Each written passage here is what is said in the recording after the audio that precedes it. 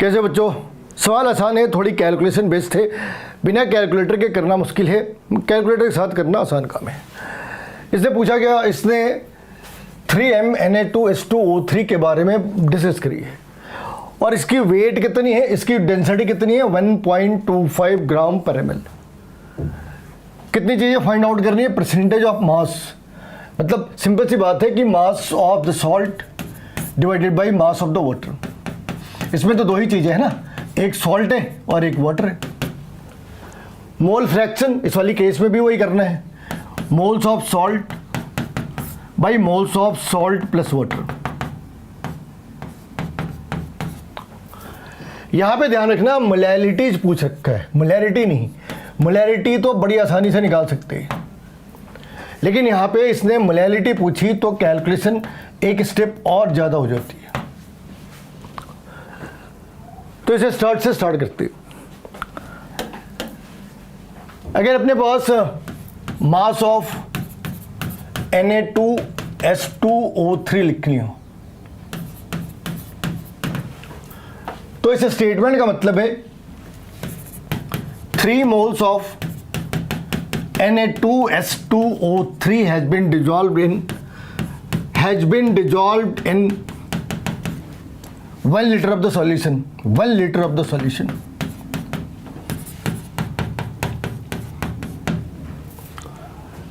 So what can be the mass of 1 mole? It's a sodium. So 2 sodium means 46 plus 2 sulfur means it's a 64 plus 48. तो कितनी हो गई? ये हो गई कुछ 158। ये हो गई 158। और अगर ये 158 है तो 3 मोल्स की वेट कितनी होगी? तो 474 इसकी वेट हो गई, 474 ग्राम इसकी वेट हो गई। किसकी? वाटर की। ये किसकी वेट हो गई? 474 ग्राम हो गई सॉल्यूट की वेट। हमने क्या निकालना है? मास परसेंटेज निकालनी है। तो मास परसेंटेज कैसे निकाली भाई?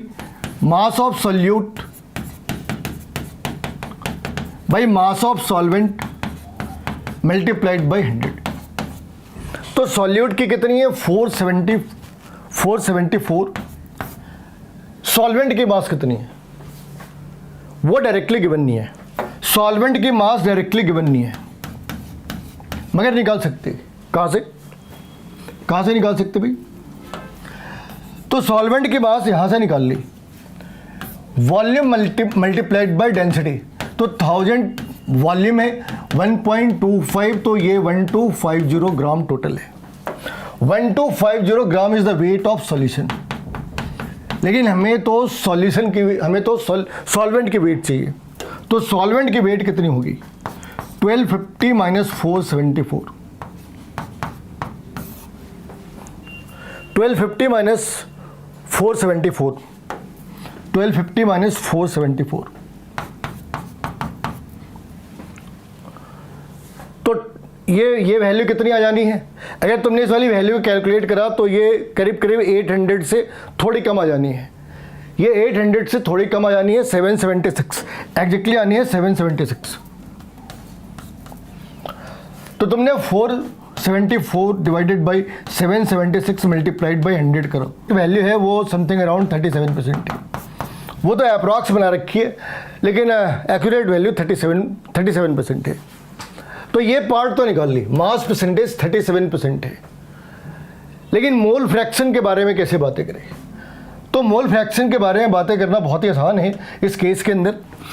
यहाँ पे देखो, इसने कहा कि मोल्स, अगर हमने मोल फ्रैक्शन निकालनी है इंडिविजुअल की निकाल सकते हैं। मान लो हमने Na2H2O3 की निकालनी है, तो moles of Na2H2O3 divided by moles of Na2H2O3 plus moles of H2O।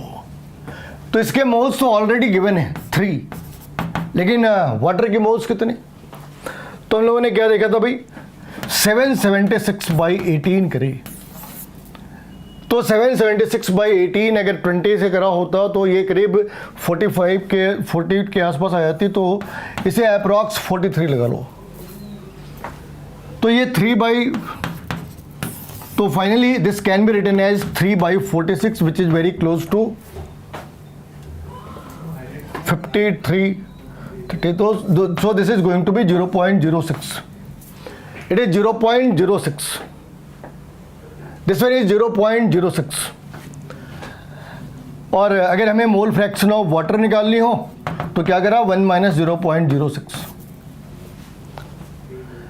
जो लास्ट का पार्ट है मोलैलिटीज, अगर इसकी जगह पे मोलैरिटीज होती तो ये बहुत ही आसान, उस वाले केस में इसे काफ़ी आसानी से लिख सकते हैं।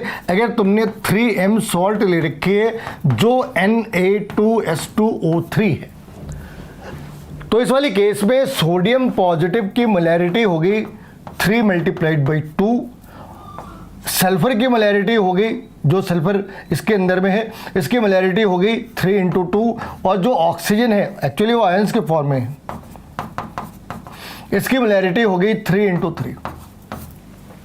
ये तो मोलैरिटीज है, लेकिन उसने क्या पूछा, मोलैलिटी पूछी है। ये मोलैरिटीज है, लेकिन हमें मोलैलिटीज के फॉर्म में आंसर करना है। मोलैलिटीज में क्या भाई, molalities means moles of solute, moles of solute divided by weight of solvent, weight of solvent in kg. मगर इस बात का ध्यान रखना है कि Na पॉजिटिव, अगर हमने Na पॉजिटिव के बारे में बातें करी तो यहाँ पे 2 से मल्टीप्लाई करनी है, इतना ही काम करना है। तो ये आंसर हो गई 6। वेट हमने निकाल रखी थी 776 सॉल्वेंट की, but it has to be in terms of KG. So basically this is 6000/776, 6000/776। अगर ये 1000 हो तो 6 हो जानी चाहिए, अगर ये 776 है तो ये वेरी क्लोज टू 7.7 होनी चाहिए। वैसे कि तुम यहाँ से निकालना चाहो, एक रफ सा आइडिया है, हर बार ऐसा हो ये ज़रूरी नहीं, मगर इस वाली केस में इसकी मोलैरिटी कितनी है 6 × 1.25, तो ये आ जानी है 7.5 अप्रॉक्सीमेट। तो ठीक है, ये मैथमेटिकली दोनों बराबर तो नहीं है, लेकिन कुछ इस तरीके से सॉर्ट आउट कर सकते हैं। अगर ऑब्जेक्टिव हो तो आइडिया तो लगा ही सकते हैं कि आंसर किसके करीब हो सकता है। अगर उसने यहाँ पे ऑक्साइड के बारे में पूछा होता, मान लो पूछा होता, तब क्या करते भाई, तो इस वाले केस में वापस उसकी मोलैलिटी कितनी होगी 9, तो 9000/776, 9000/776। तो ऑब्वियसली बात है इससे ज़्यादा इसकी वैल्यू आ सकती है। तो ये है इन्हें सॉल्व करने के तरीके। इस पूरी कहानी के 2 पार्ट हैं, इसमें 2 इंडिकेटर की ज़रूरत क्या है और क्या हम इस इंडिकेटर के सीक्वेंस को चेंज कर सकते हैं। तो पहली मेजर प्रॉब्लम तो यहाँ पे है, जो कैलकुलेशन पार्ट है वो जेईई के लिए बहुत आसान सी चीज़ है, क्योंकि हम लोगों ने ये कॉन्सेप्ट जेईई के अंदर कई बार पढ़ा है, जेईई के लिए कोई नई सी बात तो है नहीं। तो यहाँ पे कहानी स्टार्ट होती है कि भाई आपने 200 ml सॉल्यूशन ले रखी है, किसकी, इसके अंदर कुछ NaOH भी है और कुछ Na2CO3 भी है, ठीक है। और इसे टाइट्रेट किसके अगेंस्ट करा, इसे टाइट्रेट करा HCl के अगेंस्ट। तो 2 इंडिकेटर की जरूरत क्यों है, तो उसका आंसर ये है कि NaOH एक स्ट्रॉन्ग बेस है। तो पहली बार इक्विवेलेंस पॉइंट कुछ बेसिक मीडियम के अंदर आनी है।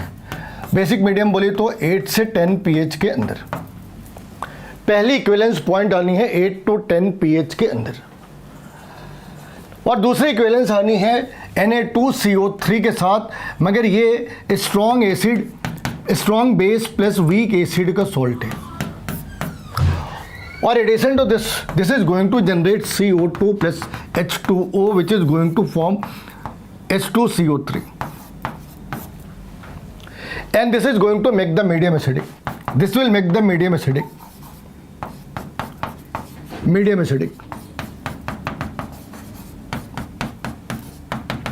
तो एक तो सेल है, ऊपर से बाई प्रोडक्ट के अंदर हम एसिड जनरेट कर रहे हैं। तो अब इस बार जो pH है वो 3 से 5 के बीच जा सकती है, पॉसिबिलिटी है। इस बार जो इक्विवेलेंस पॉइंट है, जो सेकेंड इक्विवेलेंस पॉइंट है वो 3 to 5 pH के बीच, और जो फर्स्ट इक्विवेलेंस पॉइंट है वो 8 to 10 pH के बीच है। और इसके कारण हमने दो अलग अलग इंडिकेटर यूज़ करे। बात क्लियर हो गई। अगर यहाँ भी हमने कुछ ऐसा ही सॉल्ट ले रखा होता है कैल्शियम हाइड्रोक्साइड टाइप का, तो यहाँ पे शायद हमें दो अलग अलग इंडिकेटर की ज़रूरत नहीं होती। तो पहली कहानी का पहला हिस्सा है कि दो इंडिकेटर की यूज़ करें, डिस्कस कर ली। अब इसके जो फॉर्मूले के पार्ट है वो तो बहुत ही आसान है। तो यहाँ पे हमने एक ही कॉन्सेप्ट यूज़ करना है, मिली इक्विवेलेंट ऑफ। तो यहाँ पे कॉन्सेप्ट क्या यूज़ करा, milli equivalent of acid is equal to milli equivalent of base. अच्छा, ये है कि हम इसे बिना इक्विवेलेंट कॉन्सेप्ट के भी सॉल्व कर सकते हैं, मगर ये ज़्यादा कन्वीनियंट तरीका है जेईई एडवांस के लिए। इसे इसके अलावा भी सॉल्व करा जा सकता है। तो यहाँ पे मिली इक्विवेलेंट ऑफ एसिड कितनी है भाई, मिली इक्विवेलेंट ऑफ एसिड है 17.5 ml ले रखा है, और स्ट्रेंथ कितनी है 1/10। तो ये कितनी हो गई 1.75 milli equivalent of acid, milli equivalent of HCl। इसने कंबाइन किसके साथ करा, तो यहाँ पे कमाल ये है कि जब पहली इक्विवेलेंस पॉइंट आती है, फर्स्ट इक्विवेलेंस पॉइंट, तब वहाँ पे NaOH plus half Na2CO3 consume हो जाती है। तो हमें इस चीज़ का ध्यान रखना है कि पहली बार इसने क्या करा, this is equal to milli equivalent of NaCl NaOH plus half of the milli equivalent of Na2CO3। Okay, और ये पहला इक्वेशन है। सेकेंड इक्वेशन में क्या करी, सेकेंड इक्वेशन में मिली इक्विवेलेंट ऑफ एसिड पकड़ते हैं। कितनी मिली इक्विवेलेंट यूज करी है, 2.5 ml 1/10। तो ये हो गई 0.25, और इस बार हाफ मिली इक्विवेलेंट ऑफ, और यहाँ पे हाफ नहीं, अब तो एक ही चीज़ बच गई। तो यहाँ पे हाफ, यहाँ पे हाफ, यहाँ पे, तो यहाँ पे क्या है, equivalent of Na2CO3, milli equivalent of Na2CO3। तो ये वैल्यू कितनी आ गई, मिली इक्विवेलेंट कितनी आ गई, ये आ गई 0.25। अगर 1.75 है और इसकी वैल्यू है 0.25, तो इसकी वैल्यू कितनी आ गई। अगर हमने इस वाली वैल्यू को यहाँ पे पुट करा तो ये वैल्यू कितनी आ गई, 1.5 milli equivalent. 1.5 milli equivalent of NaOH has been dissolve, has been reacted. 1.5 milli equivalent of NaOH। तो फिर 1.5 मिली इक्विवेलेंट ऑफ NaOH की वेट कितनी है, क्योंकि हमने तो वेट फाइंड आउट करनी है। तो 1.5 मिली इक्विवेलेंट,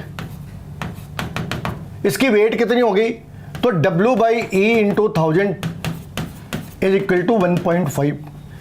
NaOH के अंदर इक्विवेलेंट वेट कितनी हो गई, molecular weight by valency. Valency कितनी है भाई, +1 या -1। तो तुमने क्या करा, इसे पूरा लिखा 40/1, तो ये कितनी आ गई 40। तो लिखा W/40 into 1000 is equal to 1.5। तो W कितनी आ गई, 1.5 इंटू 40 डिवाइडेड बाई 1000, तो 6/100, 0.06 ग्राम, या फिर 6 मिलीग्राम, 60 मिलीग्राम। तो ये 200 ml सॉल्यूशन में इसकी कितनी खुद की वेट कितनी है, 0.06 ग्राम और 60 मिलीग्राम। वैसे ही हम यहाँ से फाइंड आउट कर सकते हैं मिली इक्विवेलेंट ऑफ Na2CO3, उसकी भी कुछ तो वेट आ जाएगी। तो जो वेट आ जाए वो नीचे तुम्हें कमेंट बॉक्स के अंदर लिखना। ये बहुत ही पेटेंट सा तरीका है, ध्यान रखना, ये बहुत ही पेटेंट सा क्वेश्चन है जेईई एडवांस के लिए, और हर बार यही कॉम्बिनेशन आती है। बाजू में कुछ और हो सकता है, लेकिन Na2CO3 तो आनी है, क्योंकि यहाँ पे रूल है, ये पहली बार में ये हाफ कंबाइन कर रहा।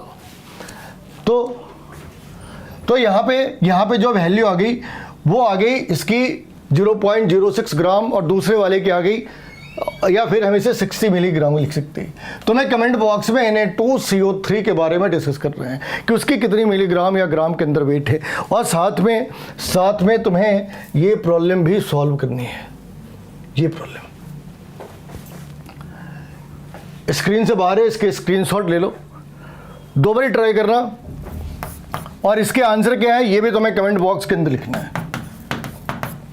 एक बात और भी ध्यान रखना, तुमने 1000 घंटे वीडियो देख ली, तुमने 1000 वीडियो 1000 बार ही देख ली, सिलेक्शन के चांसेस कितने? 0%।